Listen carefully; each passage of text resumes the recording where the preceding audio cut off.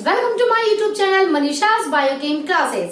हम लोग पढ़ रहे थे क्लास 9 की केमिस्ट्री सीबीएसई बोर्ड की, जिसमें atoms and molecules and atomic structure का मैंने ये वीडियो सीरीज बनाया है, जिसमें हम लोगों ने काफी कुछ पढ़ रखा है।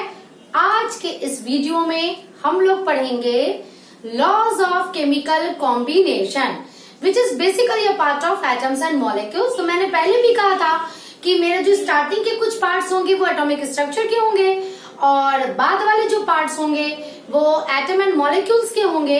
बीच में दोनों पार्ट मर्ज किए हुए हैं क्योंकि दोनों में बहुत सारे ऐसे टॉपिक्स हैं जो पढ़ने हैं दोनों ही टॉपिक्स में।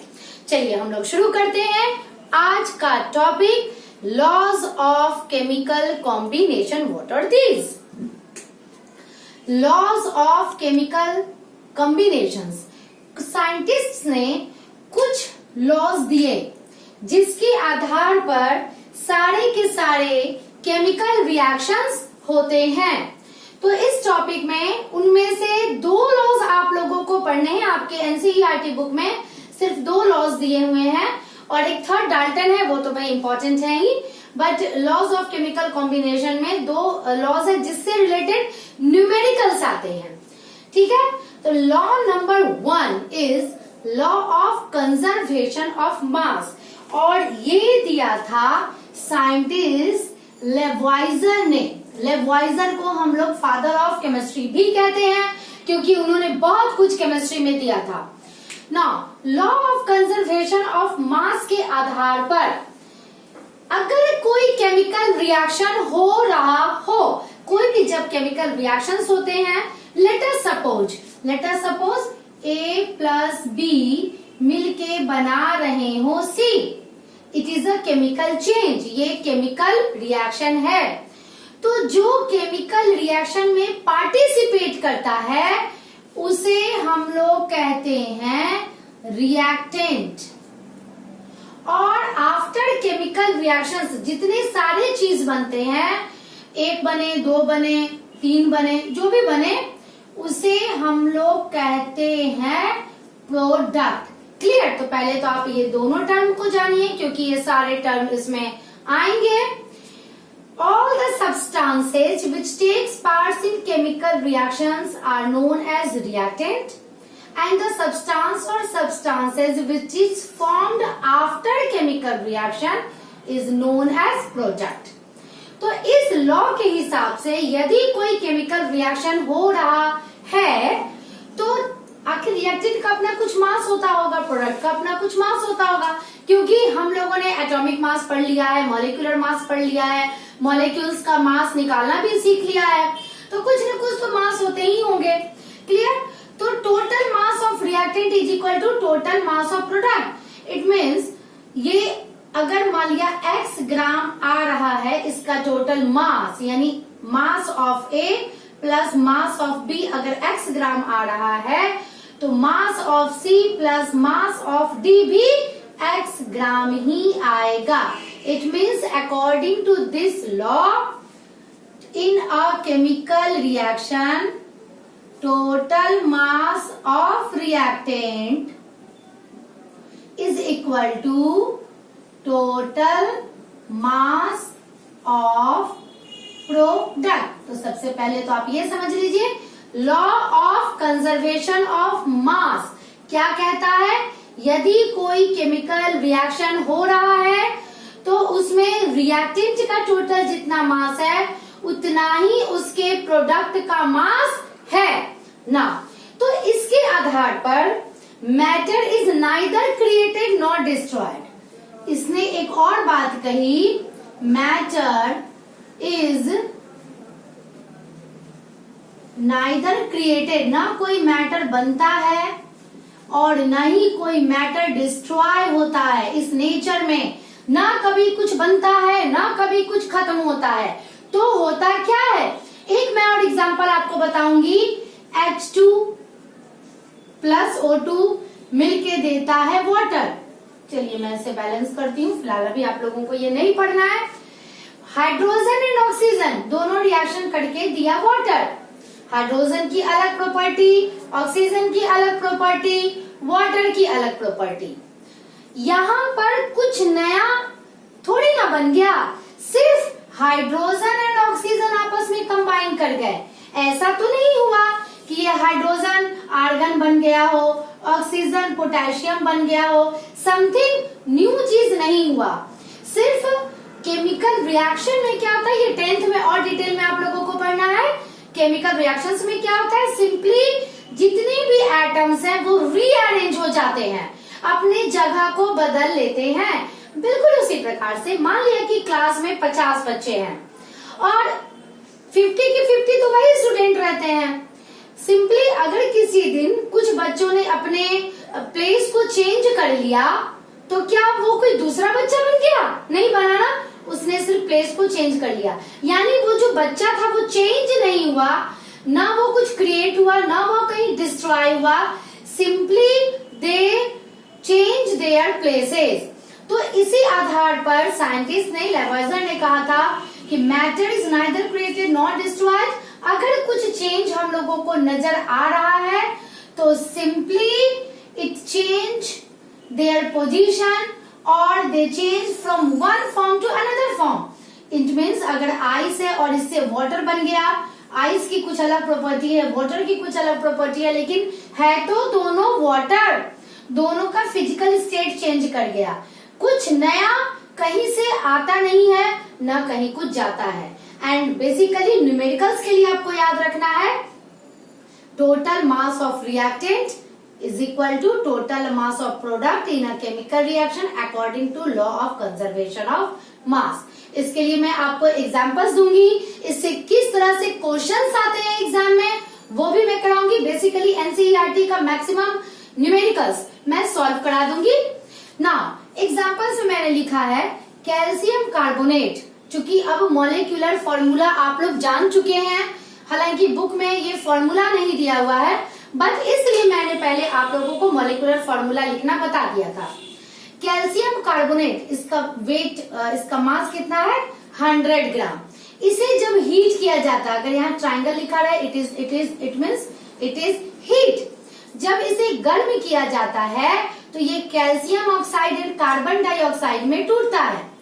तो कैल्शियम ऑक्साइड का मास है 56 ग्राम, कार्बन डाइऑक्साइड का मास है 44 ग्राम।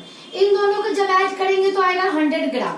अब देखा, इससे आपको क्या पता चला कि total mass of reactant is equal to total mass of product. इसके लिए एक एक्सपेरिमेंट आपकी एनसीईआरटी बुक में दिया हुआ है। उस एक्सपेरिमेंट को, उस एक्टिविटी को मैं एक्सप्लेन करने जा रही हूँ। आखिर ये एक्टिविटी क्या प्रूव करना चाहता है, ये इसी लॉ को प्रूव करने के लिए एक्टिविटी पढ़ाई गई है आप लोगों को।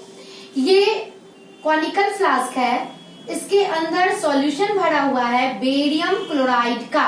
Barium chloride is a compound, it is a compound molecule, आप लोग पढ़ चुके हैं ना। ये एक टेस्ट ट्यूब है, दिस इज टेस्ट ट्यूब। ये एक हल्का सा टेस्ट ट्यूब है जिसे हम लोगों ने देखिए धागा से बांधा है और इस धागा से उसे कुछ इस प्रकार से लटका दिया है कि इसके अंदर जो केमिकल मौजूद है, चलिए मैं कलर कर देती हूँ। इसके अंदर जो केमिकल मौजूद है वो है सोडियम सल्फेट। तो सोडियम सल्फेट और बेरियम क्लोराइड आपस में नहीं मिले, क्योंकि मिलेगा तो रिएक्शन शुरू हो जाएगा। उसके बाद हम लोगों ने क्या किया, इस पूरे सेटअप को वेट कर लिया। क्लियर? लेट अस सपोज इस पूरा सेटअप का वेट आया x ग्राम। तो आप या तो पूरे सेटअप के वेट को लेके भी कर सकते हैं, और नहीं तो टेस्ट ट्यूब को अलग से मेजर कर लीजिए, उसका मास कितना है। जो कॉनिकल फ्लास्क है उसे अलग से आप वेट कर लीजिए कि उसका मास कितना है। ये जो रबर कॉर्क है इसे आप अलग से वेट कर लीजिए, इसका मास कितना है। ये जो थ्रेड आप उसे अलग से ये कर लीजिए, और केमिकल्स को आप अलग से वेट कर लीजिए कि ये कितना है। क्लियर?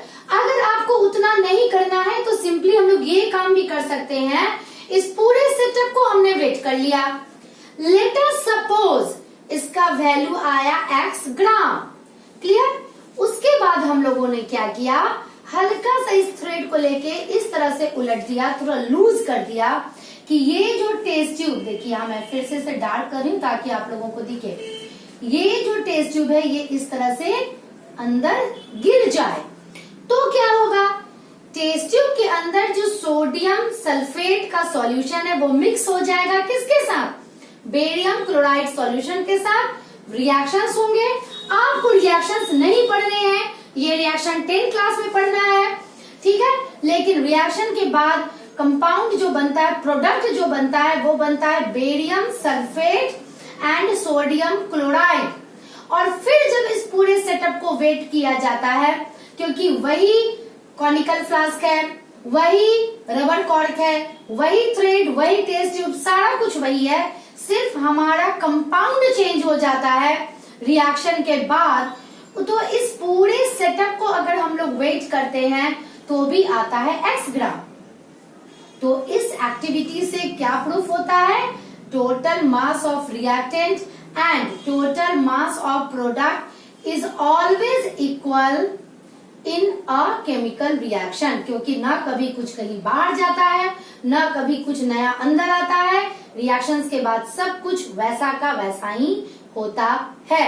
क्लियर? चलिए, ये बिल्कुल भी सही है, क्योंकि हम लोगों ने एटॉमिक मास पढ़ लिया है और एटॉमिक मास के हिसाब से मॉलिक्यूलर मास भी है। चलिए देखते हैं हम लोग इसको, अगर इसे ही हम लोग एक्सप्लेन करें अपने एटॉमिक मास के आधार पर। इस पूरे रिएक्शन में हाइड्रोजन की मात्रा कितनी है, 4, तो इसके मास कितने हो जाएंगे, 4, चूंकि हम लोग लास्ट वीडियो में ये सारा कुछ कर चुके हैं।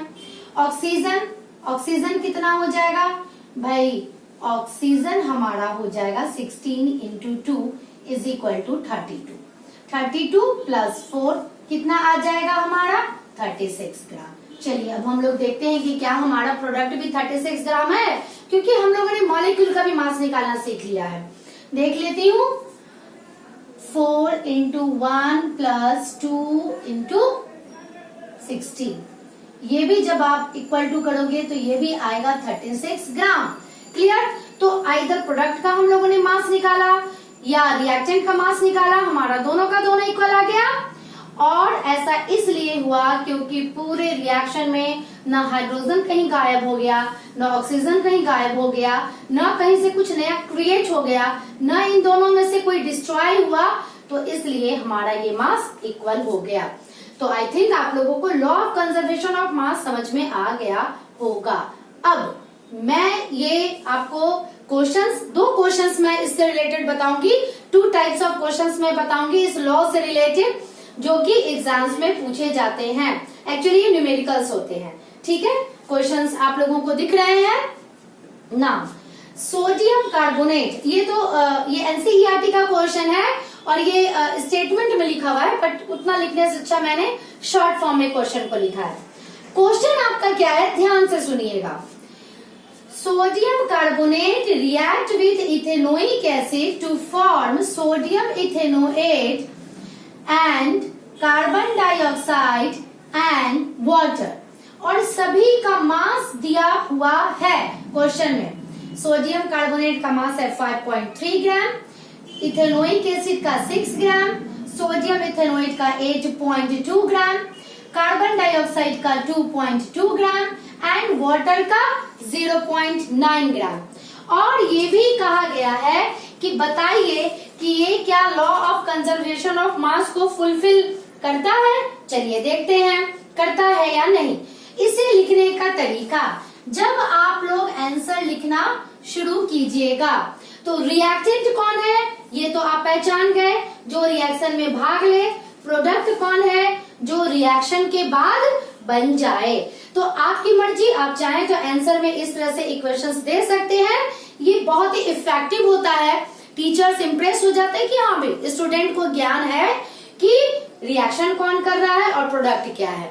क्लियर? तो आप अगर इस तरह का इक्वेशन लिख लेते हैं इसके स्टेटमेंट को, तो ये बहुत ही बेनिफिशियल होगा, स्कोरिंग होगा आपके लिए ना।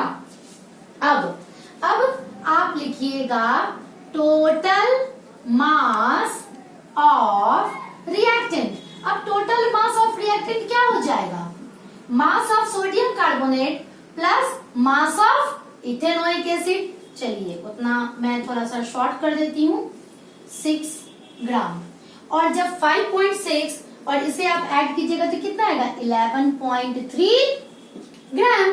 चलिए टोटल मास ऑफ रिएक्टेंट तो हमारा निकल गया। Now total mass of product, क्योंकि इस क्वेश्चन में पूछ रहा है कि बताइए ये data law of conservation of मास को फुलफिल कर रहा है या नहीं, वही हम लोगों को दिखाना है। 8.2 प्लस 2.2 प्लस 0.9, जब आप इसे भी ऐड कीजिएगा तो ये भी आएगा 11.3 ग्राम। देखिए total mass of reactant and total mass of product equal है ना, अगर ये दोनों इक्वल है इट मीन्स कि this data fulfil the law of conservation of mass. तो since total mass of reactant is equal to total mass of product. Clear? Hence, this data fulfill law of conservation of mass. तो इस तरह से ऐसे numericals को आप लोगों को सॉल्व करना पड़ेगा, ठीक है। मैं इसी लॉ पे आधारित एक दूसरा न्यूमेरिकल आप लोगों को दे रही हूँ कि दूसरे टाइप का न्यूमेरिकल्स इस लॉ पे आधारित कैसे आता है। ये भी क्वेश्चन ही है और इसे मैंने शॉर्ट फॉर्म में लिख रखा है। क्वेश्चन क्या है, when 10 gram of calcium carbonate is heated, यानी कि हम लोग जब इसे हीट करते हैं तो हम लोगों को 5.6 ग्राम कैल्शियम ऑक्साइड मिलता है और कुछ कार्बन डाइऑक्साइड मिलता है। आप लोगों को कार्बन डाइऑक्साइड का मास निकालना है। Clear? What is the mass of carbon dioxide? You have to find out it. आपको यही निकालना है, ये आपका क्वेश्चन है। क्लियर? हम लोगों ने लॉ ऑफ कंजर्वेशन ऑफ मास पढ़ लिया है, तो ये बनाना हमारे लिए बहुत ही आसान है। क्लियर? आप वैसे इक्वेशन जैसे मैंने लिखा है आप वैसा एक्सप्रेशन लिख दीजिएगा अपने क्वेश्चन के आंसर में स्टार्टिंग में। उसके बाद ना हमारा let mass of carbon dioxide is equal to x gram. जैसे हम लोग मैथ्स बनाते हैं बेटा बिल्कुल वैसे ही बनाना है आप लोग को ना। टोटल मास ऑफ रिएक्टेंट, अब यहाँ हमारा रिएक्टेंट तो सिर्फ एक ही है, उस वाले क्वेश्चन में 2 था, 10 ग्राम। टोटल मास ऑफ प्रोडक्ट, ये क्या हो जाएगा 5.6 प्लस x ग्राम, चूंकि हमें तो इसका वैल्यू नहीं पता है ना। According to law of conservation of mass, law of conservation of mass, क्योंकि ये लॉ हम लोगों ने पढ़ रखा है तो क्या मैं शॉर्ट फॉर्म में लिख दूं, total mass of reactant is equal to total mass of product. मैं शॉर्ट फॉर्म में लिख रही हूँ ताकि समय ज्यादा ना लगे। क्लियर? तो ये क्या हो जाएगा 10 is equal to 5.6 plus x। अब आप x की वैल्यू निकाल सकते हो, x is equal to 10 minus 5.6 is equal to 4.4 gram. Clear? तो इस तरह से हमने कार्बन डाइऑक्साइड गैस का जो मास है वो निकाल लिया और इसी दोनों तरह के क्वेश्चंस इस लॉ से पूछे जाते हैं। Now second law of chemical combination is law of constant proportion and this law is given by scientist Proust in 1779। Now इस लॉ के हिसाब से कोई भी एक कंपाउंड बना रहता है सेम एलिमेंट से। आप ध्यान दीजिएगा, कोई भी कंपाउंड बना रहता है हमेशा सेम एलिमेंट से और वो सारे एलिमेंट्स आपस में फिक्स्ड रेशियो में कंबाइंड रहते हैं। एज फॉर एग्जाम्पल से समझना बहुत ही आसान हो जाता है। चलिए हम लोग को एग्जाम्पल लेते हैं। लेट अस सपोज अगर मैं बात करती हूँ वाटर की, water is a compound. Now water हम लोग रिवर से लें या वाटर हम लोग ग्लेशियर से बर्फ को पिघला करके लें या वाटर हम लोग टैप वाटर लें, नल का पानी, कुछ भी लें, वाटर मीन्स वाटर। और जैसे ही वाटर की बात की जाती है इसका मॉलिक्यूलर फॉर्मूला H2O। हमारे सामने आ जाता है ना। हमेशा वाटर सेम एलिमेंट्स का बना हुआ है, यानी वाटर हमेशा किसका किसका बना हुआ है? हाइड्रोजन का एंड ऑक्सीजन का। कभी ऐसा सुना है कि भाई नदी से मैंने पानी लाया वो उसमें कार्बन था, कार्बन ऑक्सीजन का था? नहीं था ना। ग्लेशियर से जब मैंने पानी लिया तो उसमें नाइट्रोजन मिले हुए थे, it means nitrogen not dissolve. Nitrogen कुछ इसका फॉर्मूला कुछ इस तरह था, या टैप वाटर लिया तो हाइड्रोजन ऑक्सीजन ही था बट H2O था। रिवर से मैंने लिया तो H2O था और इसका O2H था, समथिंग। ऐसा कभी भी नहीं होता है। पानी मीन्स पानी, clear. Carbon dioxide means carbon dioxide. मैं इसे भी रेज कर देती हूँ because not it is included in topic. आप लोग लिख लीजिएगा इसे गलती से ना। वाटर मीन्स H2O, तो ये हमेशा किसको किसको मिला के बना है? हाइड्रोजन को और ऑक्सीजन को, क्लियर। तो पहला पॉइंट हमारा ये था कि कोई एक कंपाउंड हमेशा और हमेशा सेम एलिमेंट से बनता है, यानी जैसे कि यदि वाटर हाइड्रोजन और ऑक्सीजन से बना है तो पानी कहीं से भी लें वो हमेशा हाइड्रोजन एंड ऑक्सीजन से ही बनेगा। अगर हम लोग कार्बन डाइऑक्साइड की बात करते हैं तो वो हमेशा कार्बन एंड ऑक्सीजन का ही बनेगा, क्लियर। अगर सोडियम क्लोराइड की बात करते हैं तो ये हमेशा सोडियम एंड क्लोरीन का ही बनेगा। यानी कोई भी particular compound fixed types of element से बने हुए रहते हैं। ये पहला पॉइंट था इसका।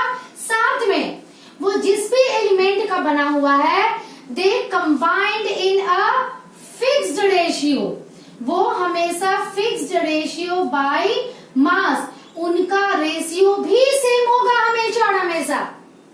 इसे कैसे समझेंगे? हम लोगों ने एटॉमिक मास पढ़ लिया है, क्लियर ना। अब एटॉमिक मास जब हमने पढ़ा है तो चलिए हम लोग इन वाटर के अंदर एटॉमिक मास ऑफ हाइड्रोजन, तो वाटर के अंदर यानी इन वाटर के अंदर कितने एटम है हाइड्रोजन के? 2। और हाइड्रोजन का एटॉमिक मास कितना होता है? 1। ये हम लोगों ने लास्ट वीडियो में पढ़ रखा था। चलिए तो इस आया 2 AMU। Now in water atomic mass of oxygen, oxygen के कितने एटम है? 1 एटम है। 1 एटम ऑफ ऑक्सीजन का जो मास है वो आया 16। चलिए अब हम लोग इन दोनों का रेशियो निकालते हैं। 2:16 क्या आएगा रेशियो हमारा? 1:8, क्लियर। अब मैं फिर से इसके डेफिनेशन को बोलती हूँ। एनी कंपाउंड और a compound consist of fixed type of elements combined in fixed ratio by मास। कोई भी एक compound fixed types of element को मिला के बनते हैं और ये सारे एलिमेंट एक फिक्स्ड रेशियो बाय मास में जुटे हुए रहते हैं। क्योंकि अगर ये लाइन नहीं बोला जाता तब वाटर बना है हाइड्रोजन और ऑक्सीजन से, वैसा थोड़ी ना है कि सिर्फ वाटर में ही हाइड्रोजन एंड ऑक्सीजन है। लेट अस सपोज अगर इसकी रेशियो चेंज कर दी जाए, जैसे एक एग्जांपल मैं यहाँ पर लूंगी H2O2, दिस इज हाइड्रोजन पर ऑक्साइड। मैं लिख देती हूँ नाम, ये नया है आप लोगों के लिए। It is a compound hydrogen पर ऑक्साइड, क्लियर। और ये मार्केट में मिलता है, मेडिकल स्टोर्स में मिलता है, इसका यूज किया जाता है ट्रीटमेंट करने में ना। हाइड्रोजन पर ऑक्साइड, अब ये भी तो कंपाउंड है जो कि हाइड्रोजन एंड ऑक्सीजन का ही बना हुआ है, बट इन दोनों का रेशियो चलिए देख लेते हैं। 2:32 यानी 1:16। देखिए हमारा ratio change, compound change, ratio change, compound change. ये आपको कॉन्सेप्ट दिमाग में रखना पड़ेगा कि कोई भी एक compound same types, not a same types, fixed type of element को मिला करके बनते हैं और वे एक फिक्स्ड रेशियो बाय मास में कंबाइंड रहते हैं। जहां रेशियो चेंज होगा हमारा कंपाउंड भी चेंज हो जाएगा। यही था लॉ ऑफ कांस्टेंट प्रोपोर्शन। चलिए अब इससे रिलेटेड जो न्यूमेरिकल्स आते हैं एग्जाम में, मैं उन दो न्यूमेरिकल्स में इसका भी एक्सप्लेन करूंगी, 2 types of numericals. Now question number 1 मैंने थोड़ा बेटा शॉर्ट फॉर्म में लिखा है और डाटा मैंने पहले से इसलिए लिख लिया है ताकि समय कम लगे। Now question number 1, it is also the question of NCERT book. In first experiment, 1.288 gram of copper oxide obtained from 1.03 gram of copper, यानी 1.03 ग्राम ऑफ कॉपर देता है इतना कॉपर ऑक्साइड एक एक्सपेरिमेंट में। बट सेकेंड एक्सपेरिमेंट में जब 3.672 gram of copper oxide को तोड़ा जाता है तो उससे 2.938 ग्राम कॉपर निकलता है। तो आपको शो करना है कि this data illustrate the law of constant proportion. नाम से ही पता है कांस्टेंट प्रोपोर्शन। ना इसे बनाने का तरीका आप कैसे बनाइएगा, सबसे पहले तो जो भी हमारा एलिमेंट है उस कंपाउंड में आप उसे निकालिएगा। इस तरह से लिखेंगे हम लोग इन फर्स्ट एक्सपेरिमेंट में जो डाटा हमारा दिया हुआ है क्वेश्चन में, मास ऑफ कॉपर कितना दिया हुआ है 1.03 ग्राम। क्लियर, ये मैंने यहां से लिख लिया। Mass of copper oxide 1.288 gram, ये मैंने यहां से लिख लिया। अब according to law of conservation of mass, जिसके पहले वाला लॉ हम लोगों ने पढ़ा था, उसके आधार पर हम लोग ऑक्सीजन का निकाल लेंगे। क्लियर, ऑक्सीजन का मास of copper oxide minus mass of copper निकाल लेंगे, उससे ऑक्सीजन का मास निकल जाएगा। बिल्कुल उसी प्रकार से हम लोग सेकंड एक्सपेरिमेंट में कॉपर का मास दिया हुआ है, कॉपर ऑक्साइड का मास दिया हुआ है, तो ऑक्सीजन का मास निकाल लेंगे। यानी कि कॉपर ऑक्साइड में ऑक्सीजन एंड कॉपर है, ये तो देख के ही पता चल रहा है। तो दूसरे वाले एक्सपेरिमेंट में भी भले एक्सपेरिमेंट आपका जो भी हो, किसी भी कंडीशन में कॉपर ऑक्साइड ही है ना, यहाँ भी कॉपर ऑक्साइड ही है ना, तो लॉ ऑफ कांस्टेंट प्रोपोर्शन के आधार पर इस कंपाउंड में मास of copper and mass of oxygen का रेशियो, इसमें भी मास of copper and mass of oxygen का रेशियो हमेशा बराबर आना चाहिए। क्लियर, हम लोगों को बस यही निकाल के प्रूफ करना होता है। तो चलिए इसी तरह से हम लोग लिखेंगे इसमें मास of copper by mass of oxygen. तो मास ऑफ कॉपर है हमारा 1.03, आप मास of oxygen by mass of copper भी लिख सकते हैं, ठीक है। बट ध्यान देना है कि जो रेशियो आप यहाँ लिखिएगा वही रेशियो आपको यहाँ लिखना पड़ेगा। ऐसा मत कर देना कि मास of copper by mass of oxygen इधर लिखा और सेकंड में मास of oxygen by mass of copper लिखा। दोनों में रेशियो हमारा सेम टाइप का होना चाहिए। और इधर हमारा हो जाएगा 2.938 बाई 0.734। जब इसे हम लोग निकालेंगे तो ये अप्रोक्सीमेटली आता है 3.99:1 और ये आता है 4:1। इसे भी राउंड ऑफ क्योंकि एकदम इट इज नियरेस्ट टू 4, इसे भी 4.1 मान लेते हैं सिंस। ठीक है, देखिए दोनों में हमारा रेशियो सेम आ गया। इन बोथ केस, दोनों केस में ratio of mass of copper and mass of oxygen are same. Clear, hence this data illustrate law of constant proportion। और इस तरह से आपका क्वेश्चन का आंसर तैयार होगा। क्लियर, ये जो भी क्वेश्चंस मैं दे रही हूँ ध्यान देना, वो क्वेश्चंस आपके नोट्स में नहीं दिए गए हैं। क्लियर, इसलिए आप लोग ध्यान से वीडियो देखिएगा और मन करे तो उतारिएगा, अदरवाइज आपको बार बार ये वीडियो देखना पड़ेगा क्वेश्चन को समझने के लिए। नाउ इस लॉ से रिलेटेड जो सेकंड टाइप ऑफ क्वेश्चंस पूछा जाता है एग्जाम में, वो कुछ इस प्रकार का होता है। हाइड्रोजन, ये मैंने पहले का मैंने शॉर्ट फॉर्म में लिखा है ताकि जगह कम लगे। Hydrogen and oxygen combined in the ratio of 1:8 by mass to form water. Hydrogen oxygen 1:8 by mass में जब कंबाइन करता है तो वाटर बनाता है। What mass of oxygen required to react completely with 3 gram of hydrogen? अगर आपको 3 gram hydrogen दे दिया जाए तो कितना ग्राम ऑक्सीजन आपको चाहिए होगा ताकि वो कंप्लीटली रिएक्ट कर जाए और हमारा वाटर बन जाए। It is simply unitary method. आप सभी को यूनिटरी मेथड इस पूरे चैप्टर में जितने भी न्यूमेरिकल्स हैं, ठीक है, वो यूनिटरी मेथड से ही बनाए जाते हैं। तो मास ऑफ रिक्वायर्ड हाइड्रोजन कितना है 1, मास ऑफ रिक्वायर्ड ऑक्सीजन कितना है 8।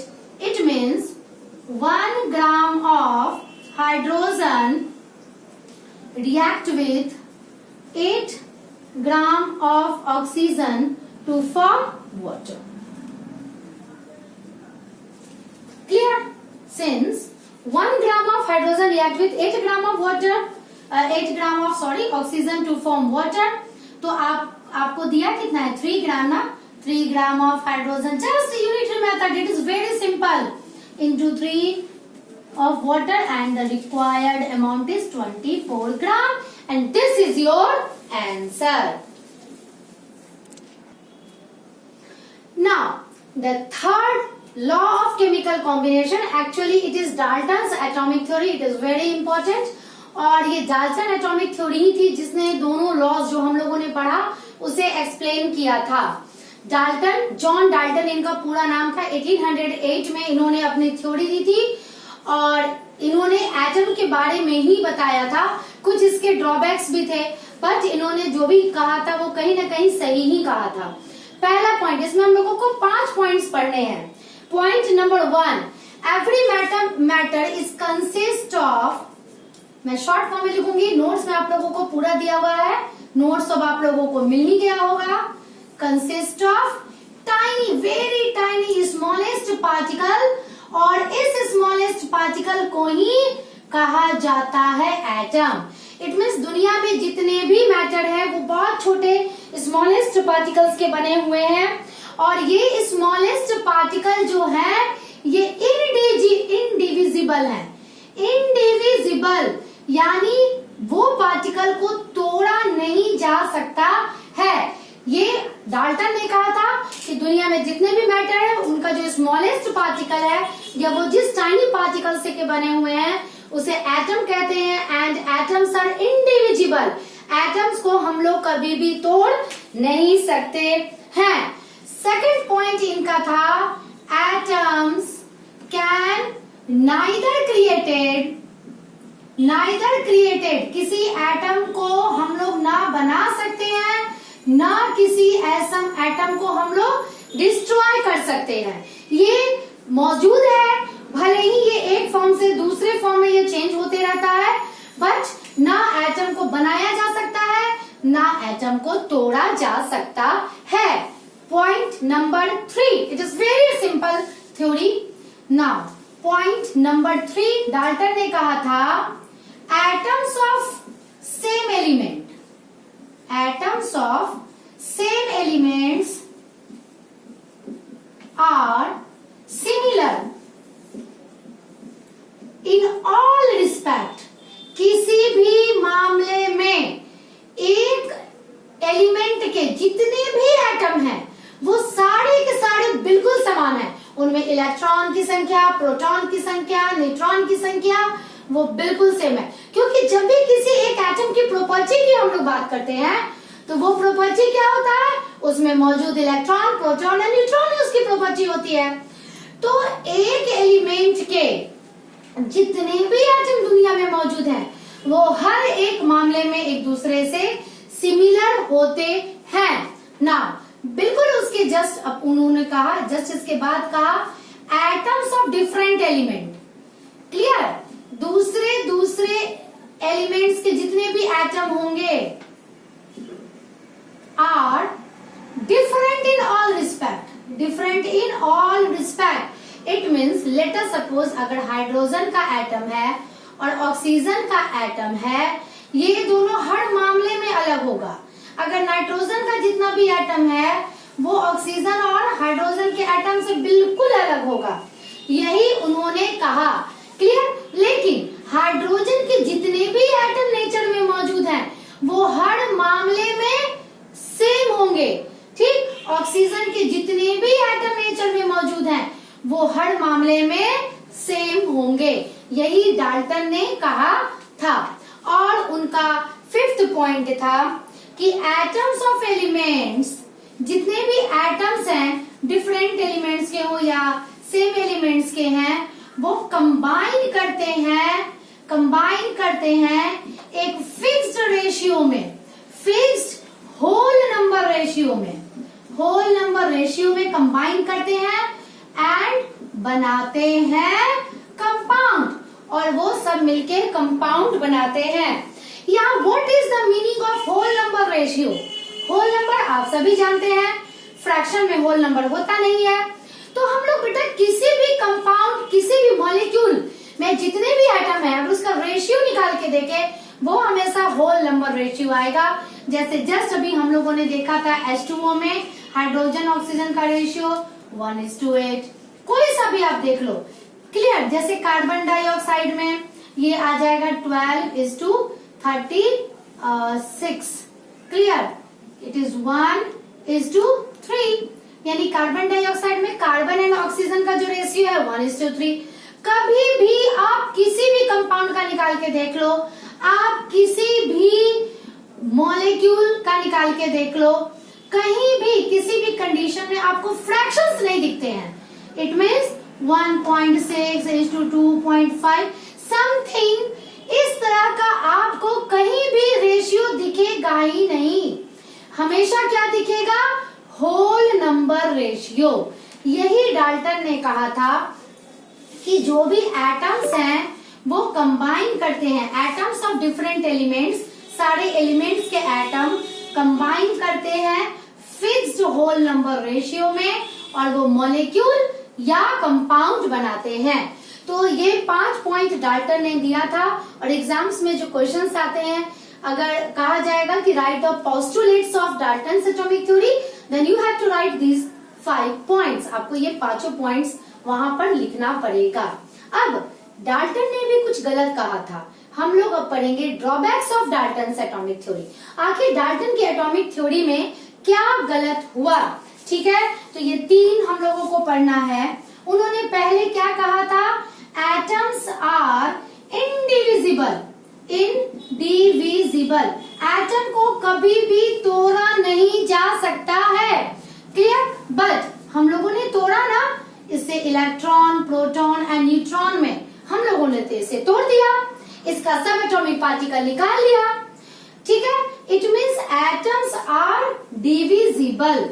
बट अगर आप लोग ध्यान दीजिए, हाइड्रोजन का एक एटम है, ऑक्सीजन का एक एटम है, क्लोरीन का एक एटम है, किसी भी एलिमेंट का ले लो, इसका भी अपना कुछ इलेक्ट्रॉन है, प्रोटॉन है, न्यूट्रॉन है, अगर है तो, जैसे ड्यूटेरियम में होता है। ऑक्सीजन का भी अपना न्यूट्रॉन, इलेक्ट्रॉन, प्रोटॉन होगा, क्लोरीन का भी अपना न्यूट्रॉन, इलेक्ट्रॉन एंड प्रोटॉन होगा, क्लियर। आपने सभी का इलेक्ट्रॉन, प्रोटॉन निकाल लिया। अब बताइए, इसके न्यूट्रॉन और इसके न्यूट्रॉन और इसके न्यूट्रॉन में कोई डिफरेंस? नो डिफरेंस, कभी भी डिफरेंसेस नहीं आएंगे। Electron of hydrogen, electron of oxygen, electron of chlorine में कोई अंतर नहीं है। अंतर proton of hydrogen, proton of oxygen, proton of chlorine में कोई अंतर नहीं है। अंतर इट मीन्स कि एटम्स आर इंडिविजिबल। उन्होंने क्यों कहा था कि अगर किसी एटम को हम लोगों ने तोड़ के इलेक्ट्रॉन, प्रोटॉन, न्यूट्रॉन में निकाल दिया, तो उस एटम की आइडेंटिटी लॉस्ट हो जाएगी, अकॉर्डिंग टू माई थॉट, ठीक है। मेरे विचार से उन्होंने ऐसा ही कहा था, उस एटम की आइडेंटिटी लॉस्ट हो जाएगी। बट इस चीज को उन्होंने एक्सप्लेन तो किया नहीं कि भाई एक एटम को जब डिवाइड कर दिया जाएगा, तोड़ दिया जाएगा, तो कुछ निकलेगा, बट उसकी आइडेंटिटी लॉस्ट हो जाएगी, ऐसा उन्होंने नहीं किया। उन्होंने सीधे कह दिया एटम्स आर इनडिविजिबल, एटम को तोड़ा ही नहीं जा सकता है, क्लियर। लेकिन एटम को तोड़ा जा सकता है इलेक्ट्रॉन, प्रोटॉन, न्यूट्रॉन में। यहाँ पर आकर के डाल्टन गलत हो गए थे, क्लियर ना। पॉइंट नंबर 2, सेम एलिमेंट्स के जितने भी एटम होते हैं, सेम एलिमेंट के जितने भी एटम्स होते हैं, वो हर मामले में सिमिलर होते हैं, ये इन्होंने कहा था, क्लियर। बट भर रखा है। जैसे ही हम लोग आइसोटोप्स का नाम लेते हैं, ये लास्ट वीडियो में मैंने आप लोगों को पढ़ाया था, जैसे ही हम लोग आइसोटोप्स का नाम लेते हैं तो isotopes are atom of same element but they have different mass number. उनका मास नंबर तो अलग हो जाता है। क्लियर? तो अब ये कहां सिमिलर हुए? हर एक मामले में सिमिलर इन ऑल रिस्पेक्ट। उन्होंने ये कहा था कि हर एक मामले में वो सेम होंगे, बट ऐसा नहीं है, कहीं ना कहीं तो ये अलग है। भले ही अलग बात है कि इसका एटॉमिक नंबर सेम है, केमिकल रिएक्टिविटी सेम है एंड सो ऑन, बट किसी एक मामले में तो ये अलग है। यहाँ पर आके डाल्टन बेचारे गलत हो गए थे। Now question, sorry not question, point number 3, different elements के जितने भी एटम्स हैं, जितने भी एटम्स होंगे, ठीक है, वो डिफरेंट होंगे इन ऑल रिस्पेक्ट। हर एक मामले में वो अलग अलग हो जाएंगे। यहाँ पर भी डाल्टन गलत हो गए। मैं आपको देती हूँ, मेरे लास्ट वीडियो आप लोगों ने देख लिया होगा, अब तक नहीं देखा है तो आप प्लीज सीरियल वाइज देखिए सारे वीडियोस को, तभी आपको समझ में आएगा। जब तक आप सीरियल वाइज नहीं देखेंगे फिर आप स्किप आउट कीजिएगा तो आपकी पढ़ाई समझ में नहीं आएगी। जैसे ही हम लोग आइसोबार्स की बात करते हैं, isobars are the atoms of different elements but they have same mass number. मैंने लिया था example 40 and 20 and this is argon 40 and 20 clear, sorry 18 clear. Now ये दोनों क्या है? Atoms of different elements but दोनों का मास नंबर सेम है। तो क्या ये ऑल रिस्पेक्ट में हर एक मामले में अलग हो गए? नहीं, कहीं ना कहीं तो सिमिलैरिटी दोनों की है। इस 3 पॉइंट पर डाल्टन बेचारे गलत हो चुके थे और वैसा नहीं है। उसके अलावा डाल्टन ने बहुत कुछ हमें दिया, अपनी थ्योरी को दिया, उस थ्योरी के आधार पर हम लोग आगे और बढ़े। और इन्होंने जो हम लोगों ने इसके पहले 2 लॉस पढ़े थे, law of constant proportion and law of constant proportion, law of conservation of मास, ये दोनों जो हमने पढ़ा था उसे डाल्टन ने बहुत अच्छे से एक्सप्लेन किया। तो यही एक्सप्लेनेशन आप लोगों को पढ़ना है कि कैसे डाल्टन ने एक्सप्लेन किया। तो law of conservation of mass क्या कहता है? Total mass of reactant is equal to total mass of product. तो डाल्टन ने क्या कहा था? Atoms neither be created nor be destroyed। ये डाल्टन ने कहा था एक एटम को ना बनाया जा सकता है ना उसे तोड़ा जा सकता है। क्लियर? इट मीन्स जब भी कोई केमिकल रिएक्शन होता है, जब भी कोई केमिकल चेंजेस होता है तो एटम ना बनते हैं ना कहीं जाते हैं। क्लियर? वो ना एटम कहीं बनते हैं ना कहीं जाते हैं, सिर्फ वो रीअरेंज हो करके अलग अलग कंपाउंड बना देते हैं। ये हमारा केमिकल रिएक्शन होता है। तो जब एटम ना बनते हैं ना कहीं जाते हैं ना टूटते हैं तो नेचुरली कैल्शियम का मास प्लस कार्बन का मास प्लस 3 इंटू ऑक्सीजन का मास एंड कैल्शियम का मास प्लस ऑक्सीजन का मास प्लस 3 ऑक्सीजन का मास, 1 कार्बन का मास और 1 कैल्शियम एंड 1 कार्बन का मास, अगर हम लोग इन सब को ऐड करेंगे तो हमारा मास तो इक्वल आएगा ना। इस तरह से डाल्टन ने लॉ ऑफ कंजर्वेशन ऑफ मास को एक्सप्लेन किया। नाउ सेकंड लॉ को उन्होंने एक्सप्लेन किया, explanation of law of constant proportion. Constant proportion क्या था कि किसी भी कंपाउंड में कोई भी compound same types of elements को मिला के बनते हैं और वो कंबाइन रहते हैं in a fixed ratio by mass में। ये था लॉ ऑफ कांस्टेंट प्रोपोर्शन। और डाल्टन ने क्या कहा था? डाल्टन ने भी तो यही कहा था कि atoms combined in fixed, atoms combine करते हैं फिक्स्ड होल नंबर रेशियो में टू फॉर मॉलिक्यूल। वो एक सिंपल होल नंबर रेशियो में कंबाइन करते हैं और मॉलिक्यूल बनाते हैं। तो इस तरह से डाल्टन ने एक्सप्लेन किया था दोनों लॉज को। हम लोगों ने डाल्टन्स की एटॉमिक थ्योरी को भी पढ़ लिया है। क्लियर? तो आज के इस वीडियो में हमने तीनों लॉज पढ़े हैं, जो कि एटम्स एंड मॉलिक्यूल्स का फर्स्ट टॉपिक है, law of constant proportion, law of conservation of mass and Dalton's atomic theory. मैंने उन सारे से रिलेटेड जो न्यूमेरिकल्स पूछे जाते हैं, डाल्टन एटॉमिक थ्योरी से नहीं पूछे जाते हैं, जितने भी प्रकार के न्यूमेरिकल्स पूछे जाते हैं मैंने उसे भी एक्सप्लेन किया है। नोट्स तो मेरे पार्ट 3 वाले वीडियो में है ही, आप लोग नोट्स को उतार लीजिएगा, टॉपिक को समझ लीजिएगा। नेक्स्ट वीडियो में इसी सीरीज के वीडियो के साथ मैं मिलती हूँ। Till then bye.